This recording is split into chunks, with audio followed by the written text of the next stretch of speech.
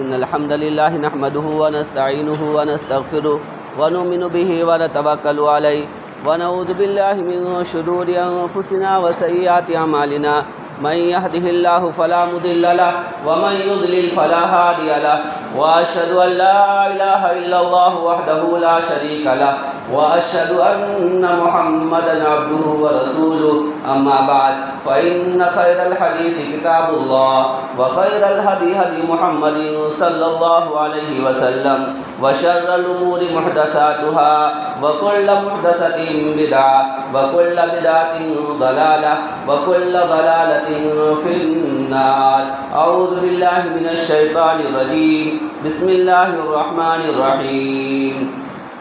قاف والقرآن المجيد بل عجبوا أن جاءهم منذر منهم فقال الكافرون هذا شيء عجيب أإذا متنا وكنا ترابا ذلك رجع بعيد قد علمنا ما تنقص الأرض منهم عندنا كتاب حفيظ بل كذبوا بالحق لما جاءهم فهم في أمر مريج أفلم ينظروا إلى السماء فوقهم كيف بنيناها وزيناها وما لها من فروج والأرض مددناها وألقينا فيها رواسي وأنبتنا فيها من كل زوج بهيج تبصرة وذكرى لكل عبد منيب ونزلنا من السماء ماء مباركا فأنبتنا به جنات وحب الحصيد والنخل باسقات لها طلع نضيد رزقا للعباد وأحيينا به بلدة ميتا كذلك الخروج كذبت قبلهم قوم نوح وأصحاب الرس وثمود وعاد وفرعون وإخوان لوط وأصحاب الأيكة وقوم تبع كل كذب الرسل فحق وعيد أفعينا بالخلق الأول بل هم في لبس من خلق جديد.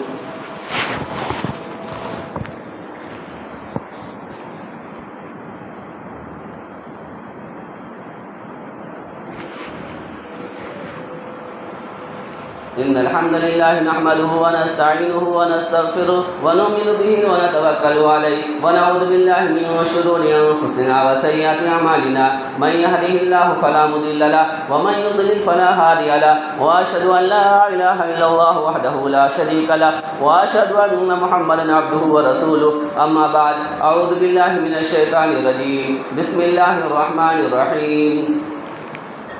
يا أيها الذين آمنوا كتب عليكم الصيام كما كتب على الذين من قبلكم لعلكم تتقون.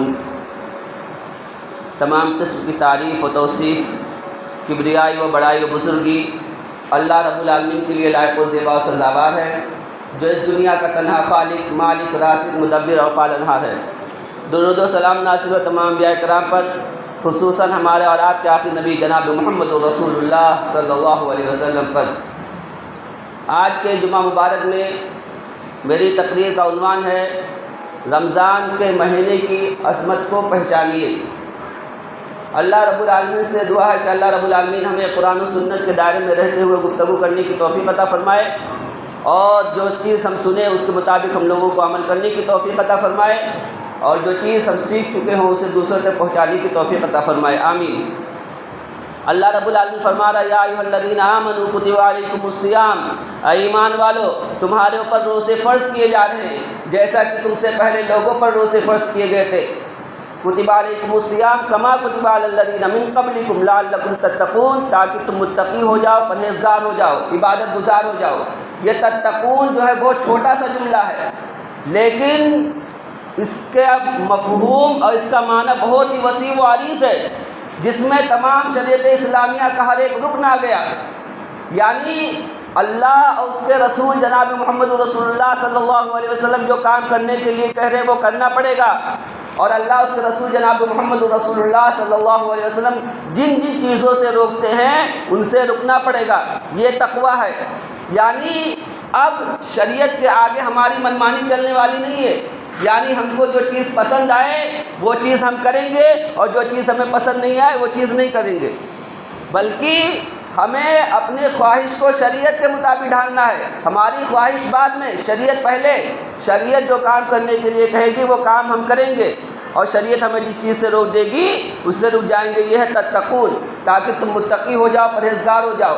اور اللہ رب العالمین نے جو ہم لوگوں پر روزے فرض کیے ہیں اس کی علت اور اس کی حکمت بیان کر دی کہ تاکہ تمہارے اندر تقویٰ آ جائے، تاکہ تم لوگ اللہ رب العالمین سے ڈرنے والے بن جاؤ، تاکہ تم لوگ اللہ رب العالمین سے محبت کرنے والے بن جاؤ. لعلکم تتقون، تاکہ تم متقی ہو جاؤ اور پرہیزگار ہو جاؤ. رمضان کے مہینے کی جو فضیلت ہے، رمضان کے مہینے کی جو فضیلت ہے، اس کو روزوں سے بھی فضیلت دی گئی ہے. تو اس کے لیے ہم آپ کے سامنے ایک حدیث بیان کریں گے جس میں رمضان کے مہینے کی عظمت و فضیلت آپ لوگوں کو معلوم ہوگی، اور ساتھ ساتھ میں اس کے روزے کی بھی اہمیت و فضیلت آپ لوگوں کو معلوم ہو جائے گی. اس حدیث کو امام ابن ماجہ رحمہ اللہ نے نقل کیا ہے، اور اس حدیث کی سند صحیح ہے. امام ابن ماجہ رحمہ اللہ حدیث کو نقل کرتے ہیں. راوی حدیث حضرت طلحہ بن عبید اللہ رضی اللہ تعالیٰ عنہ ہے. طلحہ بن عبید اللہ رضی اللہ تعالیٰ عنہ کہتے ہیں کہ بلی سے دو لوگ آئے. بلی جو ہے ایک جگہ کا نام ہے، وہاں سے دو لوگ آئے، اور دونوں آ کر کے اللہ کے رسول جناب محمد رسول اللہ صلی اللہ علیہ وسلم کی خدمت میں حاضر ہوئے، اور دونوں نے اسلام قبول کیا. اب یہ لوگ شرف صحابیت ان کو میسر ہو رہی ہے. اب یہ صحابی ہو گئے، اسلام قبول کر رہے ہیں. اشہد ان لا الہ الا اللہ و اشہد ان محمد رسول اللہ، میں گواہی دیتا ہوں کہ حقیقی معبود اللہ رب العالمین ہے، اور میں گواہی دیتا ہوں کہ محمد صلی اللہ علیہ وسلم اللہ کے رسول ہیں، اور اب میں اسلام کے تمام ارکان پر عمل کرنے کے لیے تیار ہوں. تو دو لوگ آتے ہیں، دونوں لوگ آ کر کے اسلام قبول کرتے ہیں. اسلام قبول کیے. طلحہ بن عبید اللہ رضی اللہ تعالیٰ عنہ کہتے ہیں کہ ٹھیک ہے کہ دونوں ایک ساتھ اسلام قبول کیے، لیکن مسئلہ یہ تھا کہ دونوں صحابی میں سے ایک صحابی ایسے تھے جن کے نیک اعمال کرنے کی اسپرٹ، جو نیک اعمال کرنے کے معاملے میں دوسرے صحابی سے آگے تھے. دونوں صحابی ہیں، اور صحابی ہونا ہی بہت بڑا عمل ہو گیا. یہ بہت بڑی شرف کی بات ہو گئی کہ کوئی شخص جو ہے صحابی ہو جائے، بہت بڑی شرف کی بات ہے. اب طلحہ بن عبید اللہ رضی اللہ تعالیٰ عنہ کہتے ہیں کہ دونوں صحابی میں سے ایک صحابی ایسے تھے جو نیک اعمال کرنے میں دوسرے صحابی سے آگے تھے. اچھا ایک بات بتا دوں میں کہ فرائض کے معاملے میں دونوں برابر ہیں، سنت کے معاملے میں دونوں برابر ہیں. یہ اس کا مطلب نہیں ہے کہ ایک جو ہے صحابی نماز پڑھ رہا ہے دوسرا صحابی نماز چھوڑ رہا ہے، نہیں، اس کا یہ مطلب نہیں ہے. بلکہ مطلب یہ ہے کہ نوافل وغیرہ میں یا دوسرے اور معاملات میں کلام پاک کی تلاوت ہوئی، یا ذکر و اذکار ہوا، یا دعا وغیرہ ہوا، یا ایسے معاملات ہیں، صدقہ خیرات ہوا، یا اور معاملات جو نیک کام ہے، وہ دوسرے صحابی سے ایک صحابی آگے نکل جا رہی ہے. یہ معاملہ ہے. فرائض میں دونوں برابر ہیں، سنت میں دونوں برابر ہیں. تو ایک صحابی بہت زیادہ تیزی کے ساتھ عمل کرتے ہیں، نئے معاملے میں آگے رہتے ہیں، اور دوسرے صحابی تھوڑا سا ان سے کم رہتے ہیں. یہ صحابی جو بہت زیادہ نیک اعمال کرتے تھے، جنہوں نے یہاں تک کہ جہاد کیا، اور جہاد کافروں سے جب جہاد کیا تو جہاد کے معاملے میں بڑھ کر کے حملہ کر رہے تھے، اور یہ حملہ کرتے ہوئے کافروں کی صفوں میں بھی گھس گئے. معاملہ یہاں تک پہنچا کہ کافروں کی صفوں میں کافروں نے انہیں گھیر لیا اور انہیں قتل کر دیا. اب یہ شہادت کے مرتبے پر فائز ہو گئی. وہ صحابی جو نیک اعمال کثرت سے کر رہے ہیں، اب ان کا نیک اعمال کا معاملہ یہاں تک بڑھا کہ وہ شہادت انہیں مل گئی، شہید ہو رہے ہیں. دوسرے صحابی جو تھے وہ ان کی 1 سال کے بعد موت ہوئی. شہادت والے صحابی سے 1 سال بعد ان کی موت ہوئی، اور فطری موت ہوئی، اپنے گھر میں موت ہوئی، اپنے بستر پر موت ہوئی. معاملہ یہاں تک ٹھیک ہے. طلحہ بن عبید اللہ رضی اللہ تعالیٰ عنہ کہتے ہیں کہ میں سویا ہوا تھا، میں نے خواب کے عالم میں دیکھا، میں خواب دیکھ رہا ہوں کہ میں جنت کے دروازے پر موجود ہوں، اور یہ دونوں صحابی بھی وہاں جنت کے دروازے پر موجود ہیں. پھر جنت میں سے ایک فرشتہ آتا ہے، وہ کہتا ہے کہ وہ صحابی پہلے آئے جن کی بستر پر موت ہوئی ہے، جو اپنے بستر پر مرے ہوئے ہیں، جنت میں پہلے انہیں داخلہ ملے گا، آئیے آپ تشریف لائیے۔ وہ صحابی چلے جاتے ہیں۔ تھوڑی دیر کے بعد میں پھر فرشتہ آتا ہے اور کہتا ہے کہ اب وہ شخص تشریف لائیں جو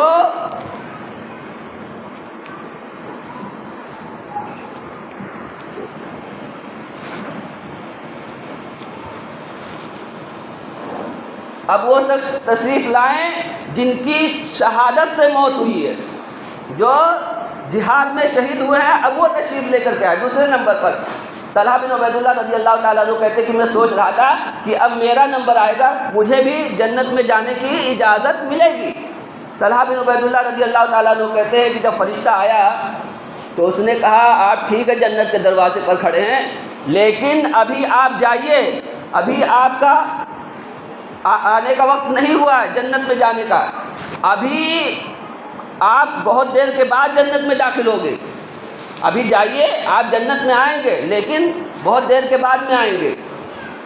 طلحہ بن عبید اللہ رضی اللہ تعالیٰ عنہ کہتے ہیں کہ میں نے جو ہے فجر کی نماز پڑھی رسول اللہ صلی اللہ علیہ وسلم کے پیچھے، پھر جب میں نے فجر کی نماز پڑھ لی تو اور دوسرے صحابی سے ملاقات ہوئی، سب مدینہ منورہ کی بات ہے، تو میں نے جو ہے اپنے ساتھیوں سے بیان کیا کہ آج تو میں نے بہت ہی عجیب و غریب خواب دیکھا ہے۔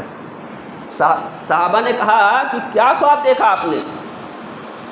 کہا وہی خواب جو بلی سے دونوں لوگ آئے تھے، دونوں صحابی ہوئے، ایک صحابی جو ہے شہادت کی موت پا رہے ہیں، شہادت انہیں نصیب ہو رہی ہے، اور ایک صحابی جو ہے 1 سال کے بعد فطری طور پر ان کی وفات ہو رہی ہے۔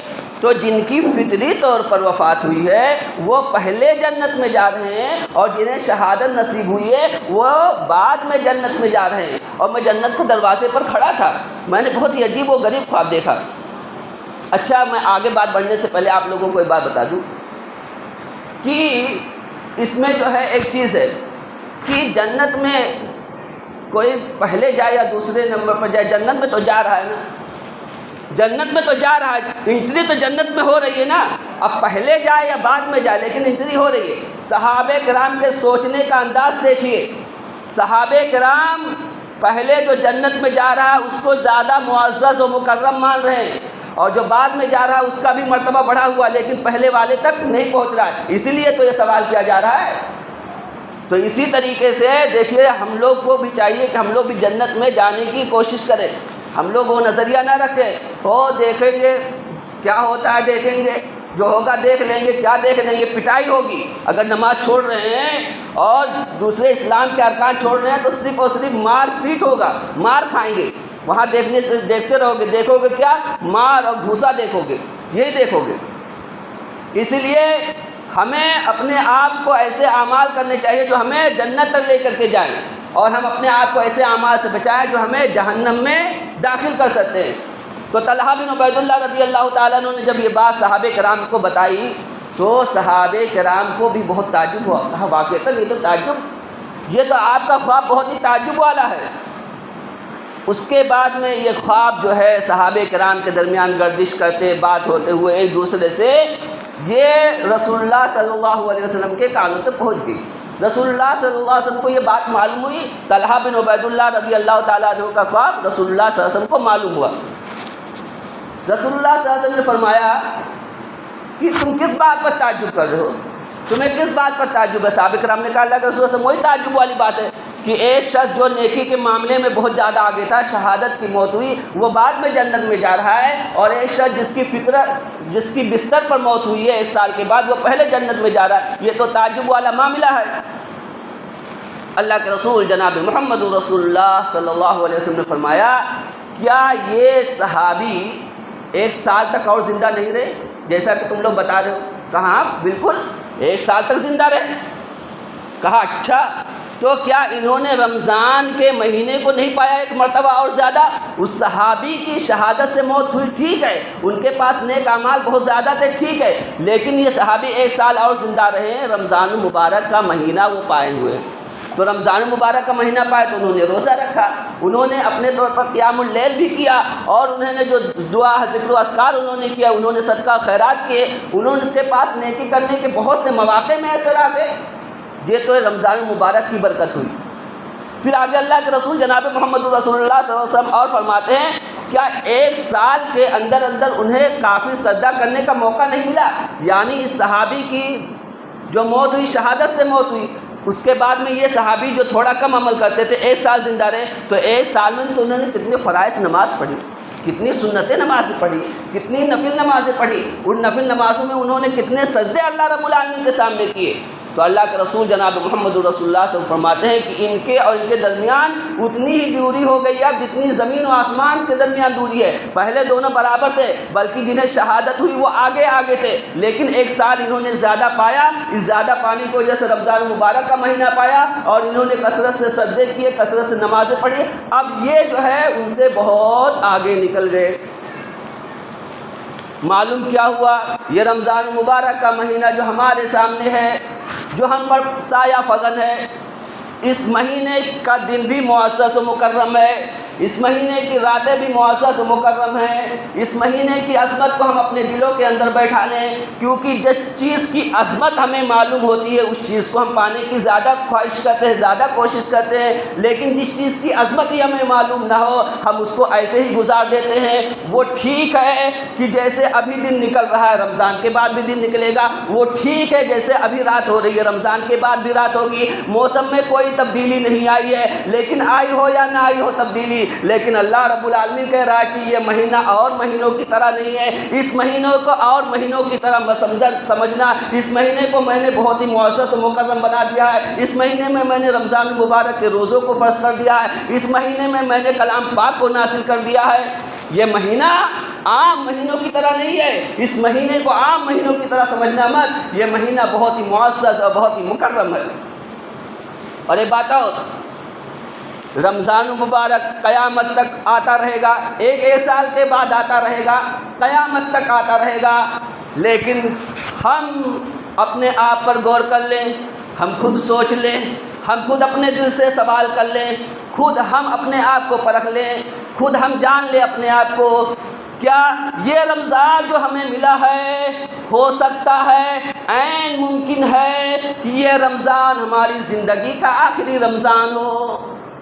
کیا نوجوان کیا بوڑھے کسی کو کچھ بھی معلوم نہیں ہے، نوجوان اس خوش فہمی میں مبتلا نہ رہیں کہ ہمیں بہت سے رمضان ملنے والے، نہیں، کبھی بھی کسی کی بھی موت ہو سکتی ہے، تو اس رمضان کو آخری اپنی زندگی کا آخری رمضان سمجھ کر کے گزارنا چاہیے۔ یہ سمجھنا چاہیے کہ رمضان تو آئے گا لیکن معلوم نہیں میں اس رمضان میں رہتا ہوں کہ نہیں رہتا ہوں۔ ہمارے کتنے رشتہ دار و اقارب تھے، ہمارے بھائی تھے، ہماری بہنیں تھیں، ہماری پھوپھیاں تھیں، ہمارے خالہ تھے، ہمارے ماموں تھے، ہمارے چچا تھے، جو ہمارے ساتھ جو ہے افطاری کیا کرتے تھے، لیکن آج وہ قبرستان میں جا چکے ہیں، وہ ہمیں دعوت دے رہے ہیں کہ یہی تمہارا آخری ٹھکانہ ہے، یہیں پر آنا ہے۔ آج ہمارے کتنے رشتہ دار ہمارے سامنے موجود نہیں ہیں، ہم رمضان المبارک کا مہینہ پائے ہوئے لیکن وہ رمضان المبارک کا مہینہ نہیں پائے ہوئے ہیں، وہ زندگی گزار کر اللہ رب العالمین کو پیارے ہو چکے ہیں۔ تو ہم کو بھی جانا ہے، یہ رمضان تو بار بار آئے گا، گھوم کر آئے گا، یہ الوداع ہونے والا نہیں ہے، الوداع ہم لوگ ہوں گے۔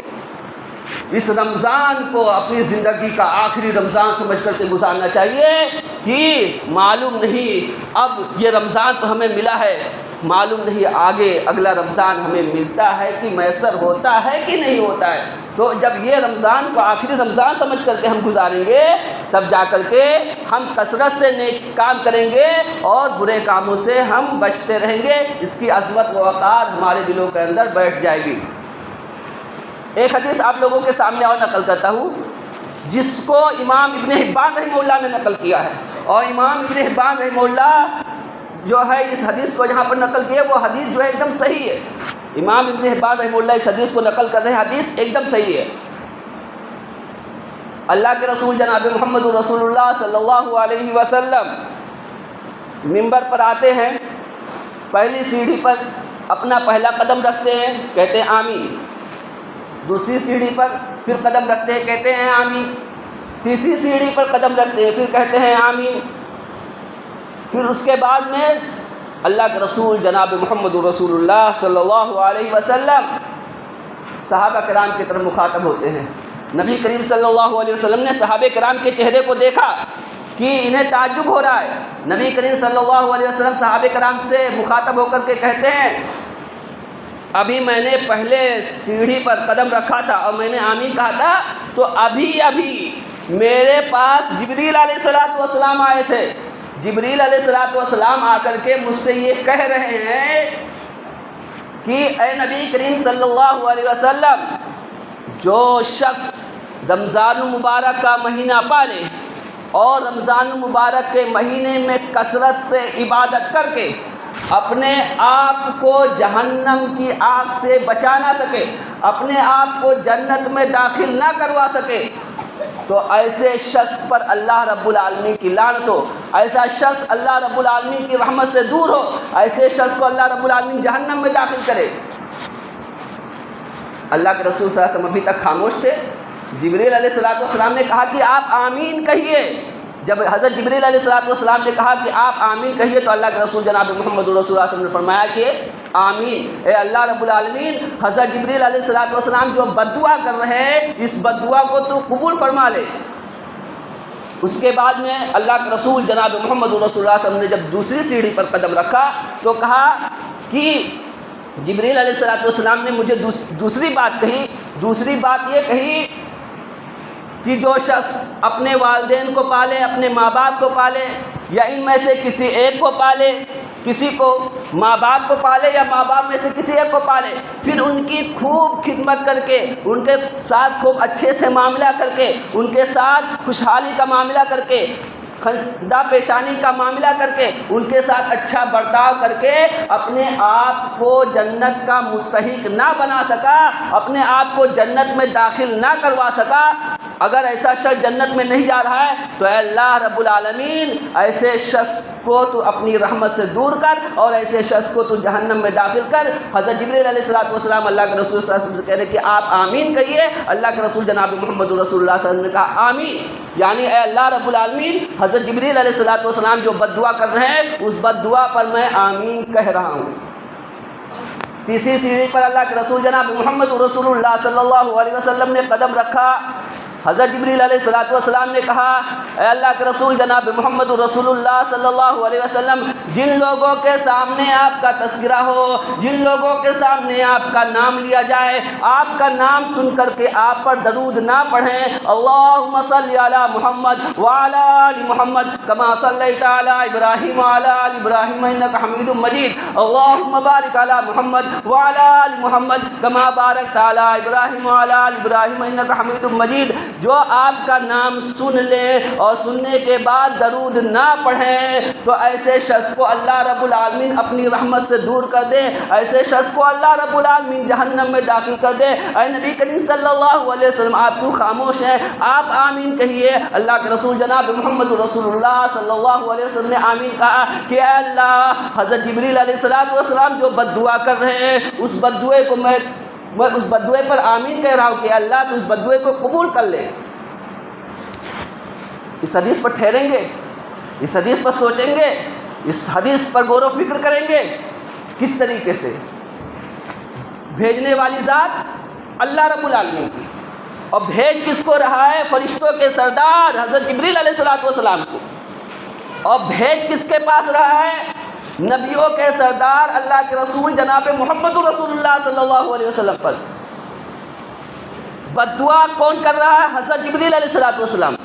اب بد دعا کس کے کہنے پر کر رہے ہیں؟ اللہ رب العالمین کے۔ اور اس بد دعا پر آمین کون کہہ رہا ہے؟ اللہ کے رسول جناب محمد رسول اللہ صلی اللہ علیہ وسلم۔ اب ہم اور آپ خیال کریں، ہم اور آپ سوچیں، ہم اور آپ اپنے آپ سے سوال کریں، کیا جس چیز کے لیے حضرت جبریل علیہ السلام بد دعا کریں وہ بد دعا قبول نہیں ہوگی؟ اور ساتھ ساتھ میں اس بد دعا پر آمین کہ اللہ تو اس کو قبول فرما، نبی کریم صلی اللہ علیہ وسلم کا مہر ٹھپا لگا ہوا ہو، کیا وہ دعا وہ بد دعا قبول ہوگی کہ نہیں؟ بالکل بد دعا قبول ہوگی۔ اچھا، اسی حدیث سے حضرت جبریل علیہ السلام کا دعا ہونا بھی ثابت ہو جائے گا۔ اسی حدیث سے کیسے ثابت ہوگا کہ حضرت جبریل علیہ السلام دعا کر رہے ہیں؟ اسی حدیث سے ثابت ہوگا۔ کیسے؟ وہ اس طریقے سے جو شخص رمضان المبارک کے مہینے کو اچھی طریقے سے گزارتا ہے، اس کے مہینے کی عظمت و وقار کو سمجھتا ہے، اور تو اس کے لیے حضرت جبریل علیہ السلام کی دعا کہ اللہ رب العالمین ایسے شخص کو جنت میں داخل کر دے، اور نبی کریم صلی اللہ علیہ وسلم کی اس دعا پر آمین ہے۔ جو شخص اپنے ماں باپ کو پا رہا ہے اور اپنے ماں باپ کو پانے کے بعد میں یا ان میں سے کسی ایک کو پا رہا، ماں باپ میں سے کسی ایک کو پا رہا، ان کے ساتھ اچھا برتاؤ کر رہا ہے، اچھا ویوہار کر رہا ہے، اچھا معاملہ کر رہا ہے، خندہ پیشانی کے ساتھ مل رہا ہے ان سے، تو ایسے شخص کے لیے حضرت جبریل علیہ السلام کی دعا ہے کہ اللہ رب العالمین ایسے شخص کو جنت میں داخل کر، اور نبی کریم صلی اللہ علیہ وسلم کی اس دعا پر آمین ہے۔ اور جو شخص نبی کریم صلی اللہ علیہ وسلم کا نام سن لے اور نام سننے کے بعد میں نبی کریم صلی اللہ علیہ وسلم پر درود پڑھے، تو ایسے شخص کے لیے حضرت جبریل علیہ السلام کی دعا ہے کہ اللہ رب العالمین ایسے شخص کو جنت میں داخل کرے، اور اس دعا پر نبی کریم صلی اللہ علیہ وسلم کا آمین کہنا ہے کہ اس دعا کو اللہ رب العالمین تو قبول فرما لے۔ تو تین چیزیں معلوم ہوئی۔ رمضان المبارک کے مہینے کو بہت اچھی طریقے سے گزارنا ہے، ایک ماں باپ یا ماں باپ میں سے کسی ایک کو پائے تو ان کے ساتھ اچھا معاملہ کرنا ہے، دو، اور تیسرا نبی کریم صلی اللہ علیہ وسلم پر کثرت سے درود پڑھنا ہے۔ یہ رمضان المبارک کا مہینہ، اس مہینے میں نبی کریم صلی اللہ علیہ وسلم کا معاملہ کیا تھا؟ دیکھیے اس مہینے کے ساتھ رسول اللہ صلی اللہ علیہ وسلم کا معاملہ کیا تھا۔ صحیح بخاری میں روایت موجود ہے، اللہ کے رسول جناب محمد رسول اللہ صلی اللہ علیہ وسلم عام دنوں میں بہت زیادہ سخی تھے۔ نبی کریم صلی اللہ علیہ وسلم بہت زیادہ سخاوت کرتے تھے، اپنے مال کو، اپنے روپے پیسے کو اللہ کے رسول جناب محمد رسول اللہ صلی اللہ علیہ وسلم بہت زیادہ خرچ کرتے تھے۔ لیکن رمضان المبارک میں جب ان کی ملاقات حضرت جبریل علیہ السلام سے ہوتی تھی تو یہ سخاوت نبی کریم صلی اللہ علیہ وسلم کی اور بڑھ جاتی تھی، نبی کریم صلی اللہ علیہ وسلم اور زیادہ سخی ہو جاتے تھے۔ معلوم کیا ہوا؟ معلوم یہ ہوا کہ ہم کہتے ہیں کہ ہم نبی کریم صلی اللہ علیہ وسلم کی پیروی کرتے ہیں، ہم کہتے ہیں کہ ہم رسول اللہ صلی اللہ علیہ وسلم پر ایمان لے کر کے آئے، ہم کہتے ہیں کہ ہم رسول اللہ صلی اللہ علیہ وسلم سے محبت کرتے ہیں، تو ہم رسول اللہ صلی اللہ علیہ وسلم سے محبت کرتے ہیں تو ہمیں وہ کام کرنے پڑیں گے جو کام اللہ کے رسول جناب محمد رسول اللہ صلی اللہ علیہ وسلم کرتے تھے۔ نبی کریم صلی اللہ علیہ وسلم رمضان کے علاوہ عام دنوں میں بھی صدقہ خیرات کثرت سے کرتے تھے، لیکن رمضان کے مہینے میں جب جبریل علیہ السلام سے ان کی ملاقات ہوتی تھی تو صدقہ خیرات اور زیادہ تیزی کے ساتھ کرتے تھے۔ تو ہم لوگوں کو بھی زیادہ سے زیادہ صدقہ خیرات کرنا ہے، اور اگر ہم لوگوں کا مال جو ہے زکوٰۃ تک پہنچ رہا ہے تو زکوٰۃ بھی نکالنی ہے۔ اس کے بعد میں حضرت جبریل علیہ السلام اللہ کے رسول جناب محمد رسول اللہ صلی اللہ علیہ وسلم سے رمضان المبارک کے رات میں، ہر ایک رات میں ملاقات کرتے تھے۔ جیسے ہی رمضان المبارک کا چاند نکلا اور پھر آخری چاند یعنی چاند ختم ہو جائے گا، اس سے پہلے جتنی راتیں آتی ہیں، ہر ایک رات میں، رات کے حصے میں، ہر ایک رات میں، رمضان میں ہر ایک رات میں حضرت جبریل علیہ السلام آتے تھے، اللہ کے رسول صلی اللہ علیہ وسلم کے پاس بیٹھتے تھے، اللہ کے رسول صلی اللہ علیہ وسلم سے ملاقات ہوتی تھی، دونوں ایک دوسرے کو کلام پاک پڑھ کر کے سنایا کرتے تھے۔ نبی کریم صلی اللہ علیہ وسلم کبھی سنا لے، کبھی حضرت جبریل علیہ السلام، دونوں ایک دوسرے کو کلام پاک پڑھ کر کے سناتے تھے۔ صحیح بخاری کی روایت ہے۔ معلوم کیا ہوا کہ رمضان المبارک میں ہم لوگوں کو اپنی مال زکوٰۃ تک پہنچ رہا ہے تو زکوٰۃ نکالیں، صدقہ خیرات کریں، کلام پاک کی کثرت سے تلاوت کریں، جیسے کہ نبی کریم صلی اللہ علیہ وسلم اور حضرت جبریل علیہ السلام کا معمول تھا۔ ہم لوگ بھی کثرت سے کلام پاک کی تلاوت کریں۔ اس کے بعد میں اللہ کے رسول جناب محمد رسول اللہ صلی اللہ علیہ وسلم یہ رمضان میں تیز ہوا جو چلتی ہے، اس تیز ہوا سے بھی زیادہ نبی کریم صلی اللہ علیہ وسلم سخاوت کرتے تھے، زیادہ سے زیادہ نبی کریم صلی اللہ علیہ وسلم اپنے مال کو خرچ کرتے تھے، اور جس کو تعلیم کی ضرورت ہوتی تھی اس کو تعلیم دیتے تھے، اور جہاں مال کی ضرورت ہوتی تھی وہاں مال خرچ کرتے تھے۔ تیز ہوا جب چلتی ہے تو کتنی چیزوں کو فائدہ پہنچاتی ہے، فائدہ پہنچاتی رہتی ہے۔ تیز ہوا ہر ایک کے جسم پہ لگتی ہے، ہر ایک چیز کو ٹچ کرتے ہوئے جاتی ہے، ہر ایک چیز اس سے فائدہ اٹھاتے ہیں تیز ہوا سے۔ تو نبی کریم صلی اللہ علیہ وسلم جیسے تیز ہوا چلتی ہے اسی طریقے سے آپ نبی کریم صلی اللہ علیہ وسلم اپنے مال کو کثرت سے رمضان المبارک میں خرچ کرتے تھے۔ معلوم کیا ہوا کہ ہم لوگوں کو اپنے مال کو رمضان المبارک میں کثرت سے خرچ کرنا چاہیے۔ ایک اور حدیث جس کو امام بخاری رحمہ اللہ ہی نے نقل کیا ہے۔ حضرت ابو ہریرہ رضی اللہ تعالیٰ عنہ کہتے ہیں کہ اللہ کے رسول جناب محمد رسول اللہ صلی اللہ علیہ وسلم نے فرمایا کہ جس شخص نے اللہ رب العالمین کے راستے میں ڈبل چیزیں خرچ کی، جوڑا، کوئی بھی چیز خرچ کرنا ہو تو جوڑا، 2 جوڑ کپڑے یا کچھ بھی جوڑا جس نے خرچ کیا، اسے جنت کے دروازوں سے بلایا جائے گا اور کہا جائے گا اے اللہ کے بندے یہ بھلائی کا دروازہ ہے۔ اللہ کے رسول جناب محمد رسول اللہ صلی اللہ علیہ وسلم فرماتے ہیں جنت میں ایک دروازہ ہے جس دروازے کا نام باب الصلاۃ ہے۔ ایسے نمازیوں کا دروازہ، اس دروازے کا نام ہی باب الصلاۃ ہے، نمازیوں کا دروازہ۔ اللہ کے رسول جناب محمد رسول اللہ صلی اللہ علیہ وسلم فرماتے ہیں اس میں وہ لوگ داخل ہوں گے، کون لوگ داخل ہوں گے اس دروازے سے؟ جن کے پاس کثرت سے نمازیں ہیں، فرائض ہیں، سنت ہیں، نفل ہیں، اور اس دروازے سے کثرت سے نماز پڑھنے والے باب الصلاۃ سے جنت کے اندر جا رہے ہیں۔ اور یاد رکھیے گا باب الصلاۃ جو جنت میں دروازے کا نام ہے، اس میں سب سے پہلے وہ لوگ داخل ہوں گے جو فرائض کا اہتمام کرتے ہیں، پھر سنت کا، پھر نفل کا، ہر ایک نماز کا اہتمام کرتے ہیں۔ اور جن لوگوں کی فرض نمازیں چھوٹتی ہیں، جو فرض نمازوں سے غفلت برتتے ہیں رمضان میں بھی غیر رمضان میں بھی، وہ سن لیں کہ ان کو باب الصلاۃ سے انٹری نہیں ہوگی، وہ باب الصلاۃ سے اندر نہیں جا سکتے۔ اللہ رب العالمین انہیں باب الصلاۃ سے اندر جانے نہیں دے گا۔ کیوں نہیں جانے دے گا؟ کیونکہ ان کے پاس نمازیں ہی نہیں ہیں، اور جن کے پاس نمازیں نہ ہو انہیں باب الصلاۃ سے اتنے متبرک دروازے سے اندر جانے دے گا اللہ رب العالمین؟ کبھی نہیں جانے دے گا۔ باب الصلاۃ سے اگر کسی کو اندر جانا ہے تو اس سے پہلے 5 وقت کی نماز کا اہتمام کرنا پڑے گا، سنت کا اہتمام کرنا پڑے گا، نفل نمازوں کا اہتمام کرنا پڑے گا، تب جا کر کے باب الصلاۃ سے انٹری ہوگی، باب الصلاۃ سے کوئی شخص اندر جائے گا۔ اللہ کے رسول جناب محمد رسول اللہ صلی اللہ علیہ وسلم فرماتے ہیں کہ جنت میں ایک دروازہ ہے جس دروازے کا نام اللہ رب العالمین نے باب الجہاد رکھا ہے۔ اس میں مجاہدین جنت میں جائیں گے، وہ جو اپنے آپ جو اللہ رب العالمین کے راستے میں شہید ہونے کی تمنا رکھتے ہیں، وہ لوگ جو جہاد میں بڑھ بڑھ کر کے حصہ لیتے ہیں، جو اللہ رب العالمین کے راستے میں شہید ہوتے ہیں، یا شہید نہیں ہوئے تو کم سے کم اپنے دل کے اندر کثرت سے انہوں نے تمنا رکھی ہے کہ ہم اللہ رب العالمین کے کاش ہم اللہ رب العالمین کے راستے میں شہید ہو جاتے۔ تو جو مجاہدین ہیں وہ باب الجہاد سے اندر جا رہے ہیں۔ اچھا، تو یہ جو مجاہدین ہیں تو یہ نمازیں بھی پڑھتے تھے، ساتھ ساتھ میں یہ جو اسپیشلسٹ بتائی جا رہی ہے یہ کس لیے بتائی جا رہی ہے کہ ان کو نمازوں سے محبت ہے لیکن ان کو جہاد سے زیادہ محبت ہے۔ اس کا یہ مطلب نہیں کہ سب الگ الگ ہے، ان کو جہاد سے محبت ہے اور ان کو جہاد سے زیادہ محبت ہے، اس لیے وہ باب الجہاد سے جا رہے ہیں۔ ساتھ ساتھ میں ان کو نماز سے بھی محبت ہے، ایسا نہیں کہ وہ نماز کو چھوڑ رہے ہیں، نہیں، نماز پڑھ رہے ہیں لیکن نماز کو پڑھنے کے ساتھ ساتھ میں وہ چاہتے کہ اللہ رب العالمین کاش میں تیرے راستے میں شہید ہو جاتا، تو انہیں باب الجہاد سے انٹری دی جائے گی، کہا جائے گا کہ اب باب الجہاد سے آپ لوگ جو ہے جنت میں داخل ہو جائیے۔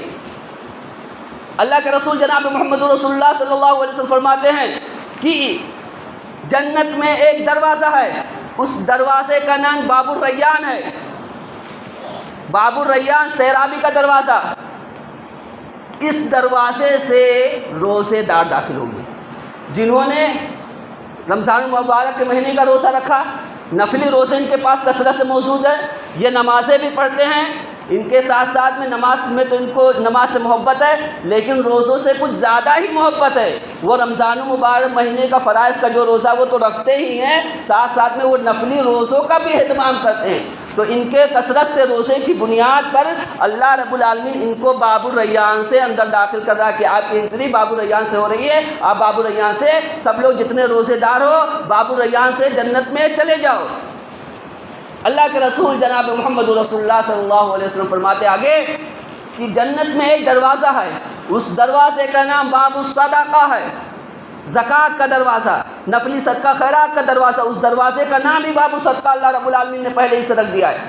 اب اس دروازے سے جو لوگ زکوٰۃ ادا کرتے ہیں، جو کا مال اتنا پہنچ جا رہا ہے کہ زکوٰۃ نکالنا ہے وہ زکوٰۃ نکال رہے ہیں، اور نفلی صدقہ خیرات کثرت سے کر رہے ہیں، تو زکوٰۃ نکالنے والے، نفلی صدقہ خیرات کرنے والے ان لوگوں کی انٹری اللہ رب العالمین کہاں سے کروا رہا ہے؟ باب الصدقہ سے کروا رہا ہے کہ اٹھو اور باب الصدقہ سے اندر چلے جاؤ جنت میں۔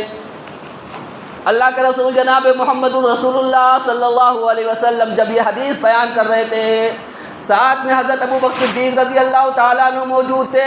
حضرت ابوبکر صدیق رضی اللہ تعالیٰ عنہ نے کہا اللہ کے رسول جناب محمد رسول اللہ صلی اللہ علیہ وسلم، آپ نے یہ کہا کہ جو لوگ کثرت سے نمازیں پڑھتے ہیں وہ باب الصلاۃ سے اندر جا رہے ہیں، ٹھیک ہے ان کا باب الصلاۃ سے اندر جا رہے ہیں، جنت میں داخل ہو رہے ہیں۔ اے اللہ کے رسول جناب محمد رسول اللہ صلی اللہ علیہ وسلم، آپ کہہ رہے کہ مجاہدین باب الجہاد سے اندر جا رہے ہیں، جنت میں داخل ہو رہے ہیں، ٹھیک ہے وہ جنت میں پہنچ گئے۔ اے اللہ کے رسول جناب محمد رسول اللہ صلی اللہ علیہ وسلم، آپ کہہ رہے ہیں کہ جو روزے رکھنے ہیں وہ باب الریان سے اندر داخل ہو رہے ہیں، باب الریان سے جنت میں داخل ہو رہے ہیں، ٹھیک ہے کوئی معاملہ نہیں ہے۔ اے اللہ کے رسول جناب محمد رسول اللہ صلی اللہ علیہ وسلم، آپ کہہ رہے ہیں کہ جو زکوٰۃ ادا کر رہا ہے، نفلی صدقہ خیرات کر رہا ہے، وہ باب الصدقہ سے اندر جا رہا ہے۔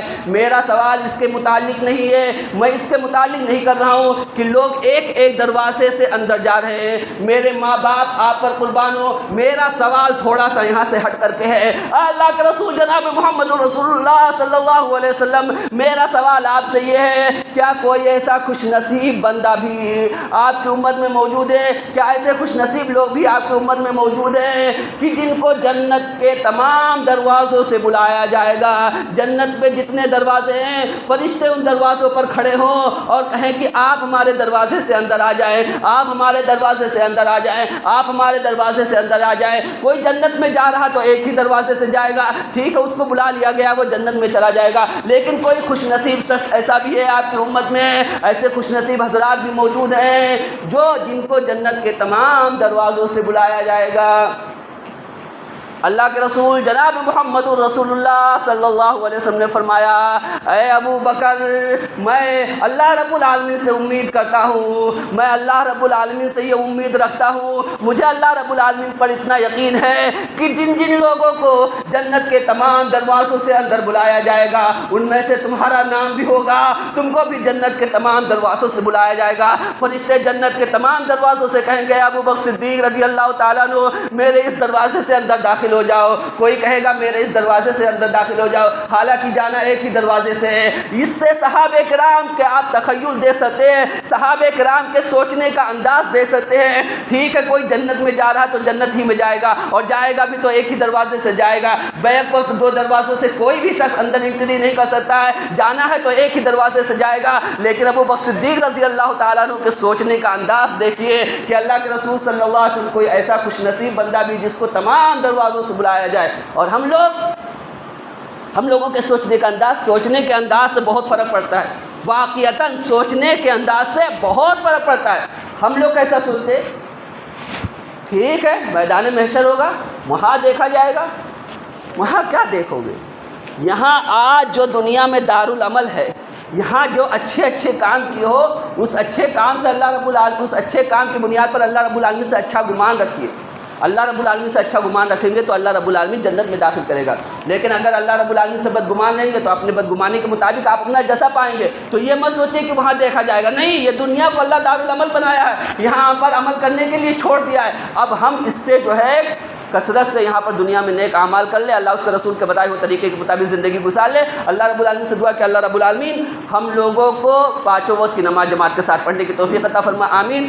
ہم لوگوں کو فرض روزے جو ہم رکھ رہے ہیں، اللہ رب العالمین ہمارے فرائض روزوں کو قبول فرما لے، آمین۔ اے اللہ رب العالمین ہم لوگوں کو زکوٰۃ، نفلی صدقہ خیرات کرنے کی توفیق عطا فرما، آمین۔ اسی طریقے سے ہم تراویح کی نماز پڑھتے ہیں، اللہ رب العالمین اس نماز کو قبول فرما لے، آمین۔ اے اللہ رب العالمین ہم لوگوں سے مصیبتوں کو، پریشانیوں کو ختم فرما دے، آمین۔ اے اللہ رب العالمین جب تک تو ہم لوگوں کو دنیا میں زندہ رکھنا، ایمان کی حالت میں زندہ رکھنا، اور جب ہم لوگوں کی موت کرنا تو حالت ایمان میں موت کرنا، آمین۔ تقبل یا رب العالمین وتب علینا انک انت التواب الرحیم۔ ان اللہ وملائکتہ یصلون علی النبی یا ایھا الذین آمنوا صلوا علیہ وسلموا تسلیما۔ ان اللہ یأمر بالعدل والإحسان وإیتاء ذی القربى وینہی عن الفحشاء والمنکر والبغی یعظکم لعلکم تذکرون۔ اذکروا اللہ یذکرکم وادعوہ یستجب لکم ولذکر اللہ تعالی اعلی واجل واسع اکبر واللہ یعلم ما تصنعون۔